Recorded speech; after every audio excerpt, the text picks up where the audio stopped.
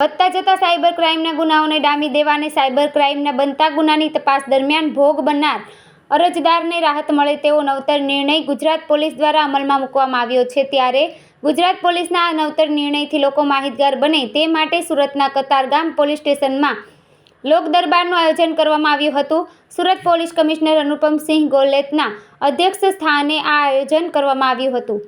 આ દરબારમાં સરકારી એડવોકેટ નયન સુખડવાલા પણ ઉપસ્થિત રહ્યા હતા। સુરત પોલીસ કમિશનરે જણાવ્યું હતું કે વર્તમાન સમયમાં સાયબર ક્રાઇમ એક મોટો પડકાર છે।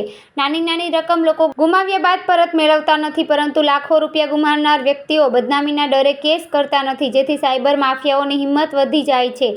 આજે યોજાયેલા લોક દરબારમાં સાયબર ક્રાઇમનો ભોગ બનેલા વ્યક્તિઓ પણ ઉપસ્થિત રહ્યા હતા અને કેવી રીતે પોતાની સાથે સાયબર ક્રાઇમ થયું તે અંગે જાણ કરી હતી।